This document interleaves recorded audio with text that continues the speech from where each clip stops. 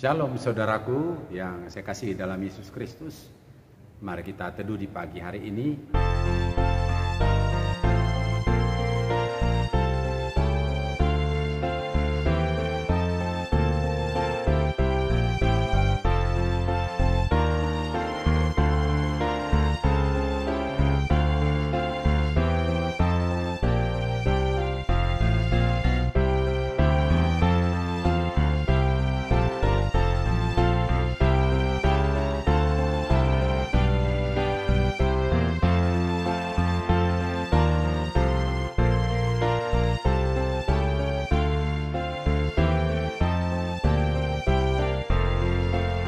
Bersatu dalam doa. Tuhan Yesus Kristus, Tuhan dan Juru Selamat kami yang hidup, terima kasih dan puji syukur kami naikkan ke hadirat-Mu yang kudus. Betapa baik, indah semuanya perbuatan Tuhan atas hidup kami.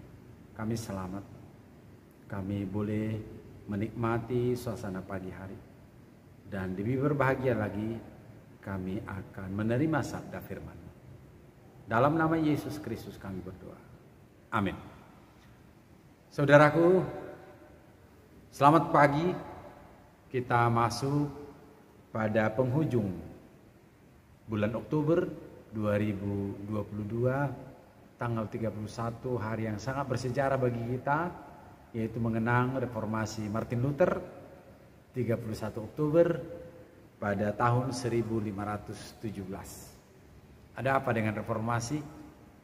Reformasi dengan tegas Martin Luther mengatakan, yaitu pro testamentum, kembali kepada firman Tuhan, kembali kepada Alkitab. Banyak argumen yang bisa diperhadapkan, baik sesama warga gereja, antar gereja. Maka pada masa Martin Luther menyampaikan dalil pembelaannya kepada ajaran Kristus, maka dengan tegas dia mengatakan kembali kepada Alkitab. Hingga hari ini kita penuh sukacita, sangat sejahtera, dituntun oleh firman Tuhan itu.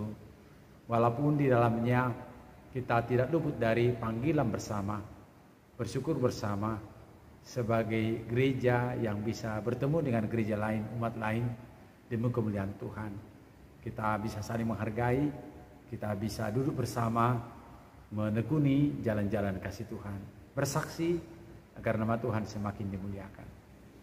Saudaraku, tuntunan firman Tuhan hari ini yaitu diangkat dari kitab Wahyu pasal 7 ayat 16. Dikatakan demikian: mereka tidak akan menderita lapar dan dahaga lagi, dan matahari atau panas terik tidak akan menimpa mereka lagi.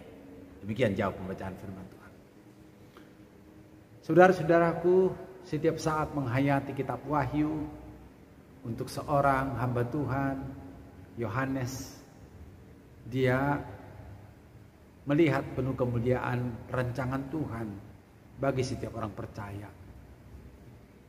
Dia nyatakan penglihatannya justru di tengah-tengah kesusahan yang luar biasa, tekanan hidup, ancaman keselamatan, bahkan dengan teror-teror kehidupan bagi orang percaya pengikut Kristus yang sudah sangat hidup dalam kesejahteraan firman Tuhan, yang berpegang teguh kepada keselamatan yang dibawakan oleh Yesus Kristus Tuhan dan Juru Selamat, yang mati di kayu salib, berkorban untuk dunia ini, dan telah menyatakan keselamatannya.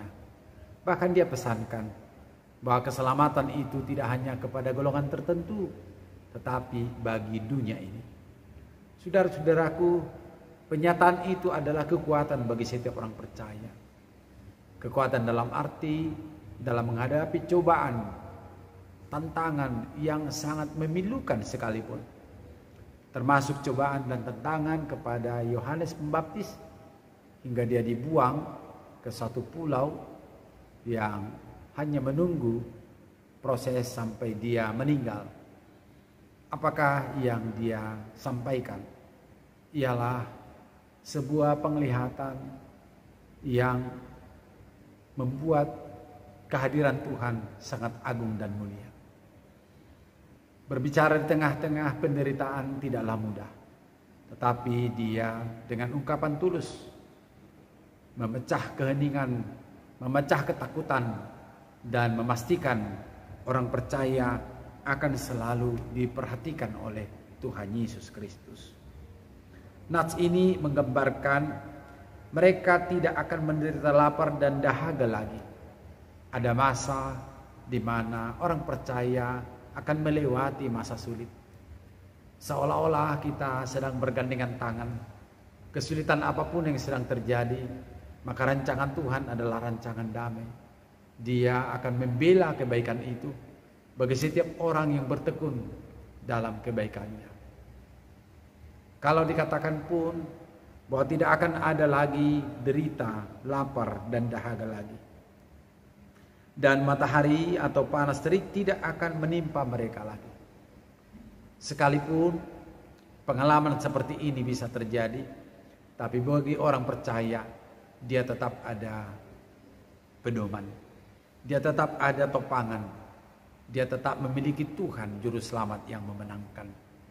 Ini baik sekali saudaraku kita hayati, manakala panggilan reformasi itu selalu segar bagi kita. Hadir di tengah-tengah kehidupan berbangsa dan bernegara. Kita junjung tinggi keadilan, perdamaian, dan keutuhan ciptaan. Ini suara nabiah yang harus selalu dipedomani oleh orang percaya. Mencintai sesama dan mencintai alam yang betul-betul dapat berdampak baik, bersahabat dengan alam, air, udara, bahkan lahan-lahan. Itu pemberian Tuhan yang akan mendatangkan kesejahteraan bagi kita. Saudaraku, selamat reformasi. Tuhan memberkati. Amin. Kita berdoa. Bapa di surga, kami bersyukur atas segala kemurahan-Mu yang telah terjadi, tidak hanya pada hari ini, manakala kami dihantar oleh Tuhan mengenang masa lalu tanggal 31 Oktober tahun 1517, seorang hamba bernama Dr. Martin Luther, dia bapak gereja yang Tuhan pakai menggugah perjalanan gereja yang memedomani firman Tuhan untuk diberitakan hadir di tengah-tengah kehidupan nyata. Terima kasih Tuhan, hingga saat ini kami menghayati butir-butir pengajarannya yang akan memastikan orang percaya selalu terjaga dalam tindakan, dalam sikap, bahkan dalam segala rencana-rencana, dengan menjunjung tinggi Tuhan Yesus adalah Tuhan dan Juru Selamat yang telah hadir di tengah-tengah kehidupan itu. Ya Tuhan, biarlah ini penyejuk bagi kami, sekaligus menjadi kekuatan yang menuntun perjalanan gereja ke depan, baik dalam berhadapan dengan hal apapun yang menyakitkan, yang mendukakan, bahkan seolah-olah ingin membuat gereja itu terjepit. Kasih dan kemuliaan-Mu Tuhan akan selalu membawa jalan keluar di tengah-tengah kerumitan yang ada. Berkati bangsa kami, negara kami, berkati gereja-Mu dan semua pelayannya, berkati umatnya, jemaatnya. Apapun yang sedang dialami sekarang, kami percaya tangan kasih Yesus Kristus akan memulihkan, akan memenangkan, dan akan membuat kami semakin memuliakan Tuhan. Berkati semua pelayanan gereja-Mu, berkati semua umat-Mu, berkati kami Tuhan, agar menjadi berkat. Terpujilah Engkau dari sekarang sampai selama-lamanya. Anugerah daripada Allah Bapa kita, pengasihan dari anaknya Yesus Kristus, dan persekutuan dengan Roh Kudus senantiasa memberkati kita. Amin. Shalom saudaraku, salam sehat selalu.